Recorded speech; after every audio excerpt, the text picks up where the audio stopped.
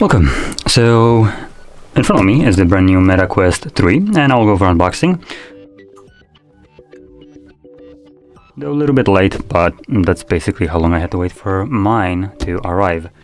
In any case, let's just get straight into it. So you have a pull tab right here and one on the other side. And I can now just slide this little sleeve off. Come on. Oh, for goodness sake, there we go. Here it is. Opening it up, the box is very compact, and this is the first time I'm actually seeing this, at least in person, so get our two controllers without the ring, pretty nice.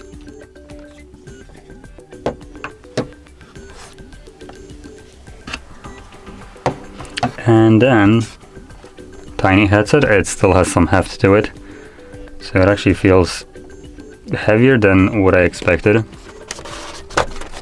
Now in here we get a charger and a cable. So there we go. Meta branded charger, and it is a Type-C charger. Pretty actually nice. And if I remember correctly, this is, I don't need to remember, it's actually written, an 18-watt charger. If the camera can actually catch this. Come on. Oh, there we go, it's barely visible, but it's right here. So yeah, an 18-watt charger, and one thing that bugs me is this cable. It is like, what, 1 meter long? It can be used for a link connection with a computer for like wired PC gaming. And instead of giving you like 3 meter long cable, just because maybe you want to charge your device and use it, considering the battery here is absolute dog shit, they give you this puny little 1 meter cable, and basically good riddance, go F yourself. I mean, typical Meta, I guess. Anyway, so taking a look at the actual controller, but the device itself, let's just get rid of this. So we have some info. Alright, we do have, I guess I'm gonna touch up on that in a second once I get this off.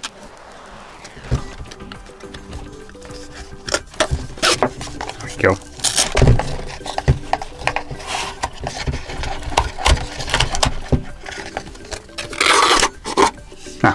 There we go. Probably as you just noticed, we have this god-awful strap, and I refuse to accept it as a default, so I already purchased a better one, which hopefully will arrive in the next like 2 weeks because it's from AliExpress, but whatever. I'm gonna do that, actually review it once it comes. But sticking with the actual headset right here, we have nice pancake lenses, and these will give you about give or take 5 degrees field of view, give or take, depending on how close you have and if you have the glasses on, because if you do, you will be extending this. As you can see, there's the button, and you press this just to kind of showcase this. So you know what, I'm gonna get rid of this. It's garbage anyway, so actually just like right off you can go to trash. That's where your place is anyway. So here we have the two buttons on either side. You just press them and then pull it out a little bit. Come on.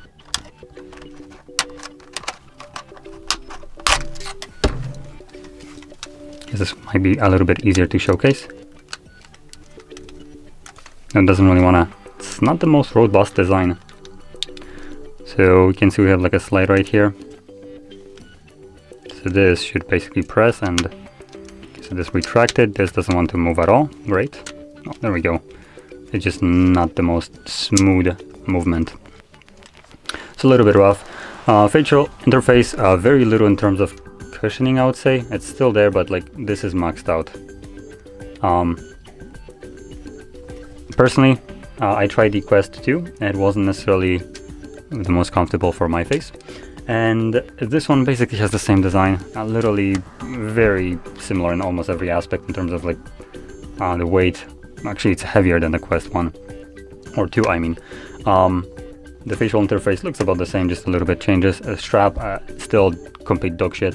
So obviously you will basically be forced to buy a different strap. So we can use this comfortably, which is a bit of a shame considering this would have been a great headset if it actually came with a decent strap for the $500 that it costs for 128 gigabytes. So that being said, let's talk about the specs, and then I'll talk about something that actually bugs me about Meta and their pricing. So spec-wise, we're looking at pink lenses, like I mentioned, with about 110 5 to 10 degrees field of view, depending on if you're using like glasses or whatever.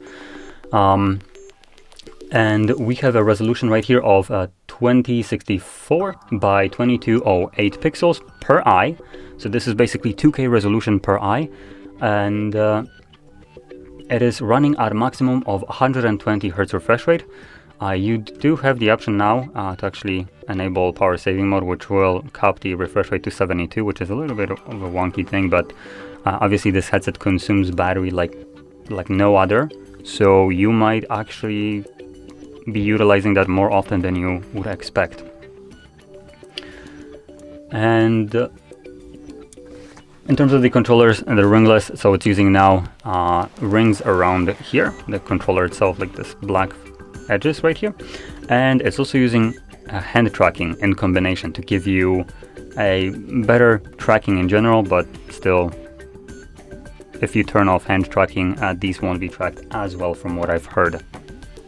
Now, talking about some other things like the cameras right here, we don't have any more cameras at the top or at the top side, so controllers will kind of be losing a little bit of tracking when you have your hands above you, but Meta decided that that's not needed because not very many people keep their hands for extended period of time above their head, so it's more important to track it below.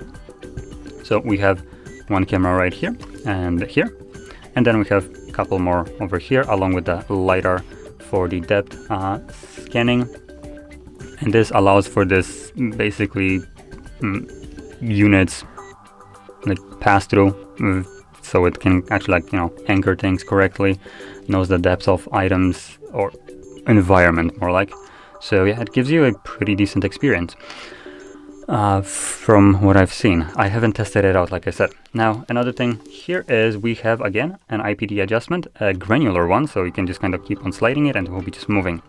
Now, the funny thing is, people are kind of gushing over this, but logically thinking here, this is absolutely useless because the pancake lenses in here are clear no matter where you're looking for through, so you don't have a sweet spot here anymore. The entire lens is a sweet spot. Therefore, having this adjustable is just kind of like, here you go from Meta, like, you get it, cool, you want it, you have it. Even though now it's useless. Where it mattered was Quest 2, where you had the like 2-step or 3-step one, and you had Fresnel lenses there, so you needed a sweet spot there, like in the middle. Otherwise you would have a blurry image. Here that doesn't really matter, so this kind of becomes a little bit useless. And no one really is talking about it. Okay, so there we go. Now, one thing that I'll mention is I will be dropping a link in the description for people that might be buying this in the future, which you can utilize to basically activate your headset through, and it will hook you up with a $30 basically gift card for Meta Store. So I highly recommend when you're setting up your device for the first time utilizing that. You basically click on it and set up the device, and you get 30 bucks free for you to use. And that being said, most of the titles on Meta Store actually cost 30 bucks or $29.99. So it's not one of those where you basically get a gift card and you need to add more to actually purchase something. So highly recommend utilizing that. So yeah, there we go. Now, like I mentioned before, I will be doing, once it arrives, the review of a strap, and it is a very cheap, like, I mean, absolutely dirt cheap. I paid €5 for basically an Elite strap, just not from Meta. Now, I will be honest, this was some kind of like a sale deal even on AliExpress, and if I would want to buy another one, it would cost me a little bit more, like €20 or something like that. It's still dirt cheap compared to what Meta is offering and what prices. So now let's talk about the big elephant in the room. Now let me just grab my backpack, which I dropped somewhere. There we go. Just so I can bring something up that I've literally purchased. and luckily it arrived along with my headset. So here we go. Some cheapo little plastic battery covers, which I actually didn't talk about. These battery covers now don't actually come off when you press them. You have to actually press the button to release it. So here we have the cheap little covers that are instead of these ones. And Meta offers very similar product, or exactly the same product. And let's open that up.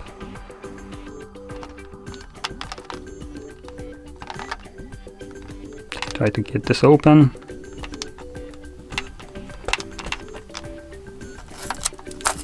Oh boy. Come on. There we go. So these are a little bit textured, as you can probably see, so not necessarily the best, and a little bit poorer quality, but these were like 10 euros, 15 euros, compared to the Meta offering for 60 or 50. Yeah, it's 50. So Meta wants 50 bucks for basically a very similar product like this one. Now this might not be the best like execution because it kind of goes like this. I believe Meta's is a little bit more premium, where the strap actually is part of the plastic, so it's not like you can take it off. But this one, for the price that I get to pay, it still does the exact same job. It still locks in place, and it still substitutes the default battery cover, and should still get it in there correctly. Okay. Oh, nope, not correctly. So I'm trying to get it so it actually sits in here. There we go.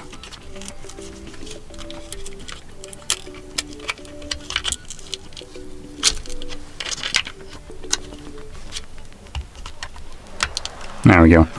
So it looks something like this. Now obviously you need to also put one of these in there and loop it around, so it goes through here.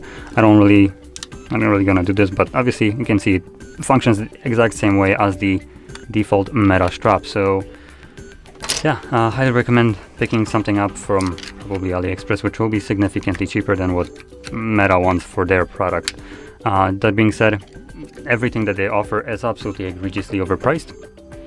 They want for facial interface, which is the same dog shit one, this one. They want, I believe it was 60 bucks. It comes in different colors. Now they don't have very many. They have either the orange or the bluish one, and basically you get these two things, and that will cost you, like I said, about 60 euros. Fantastic pricing for a couple pieces of plastic and a rubber strap. Great. Same thing goes for one of these.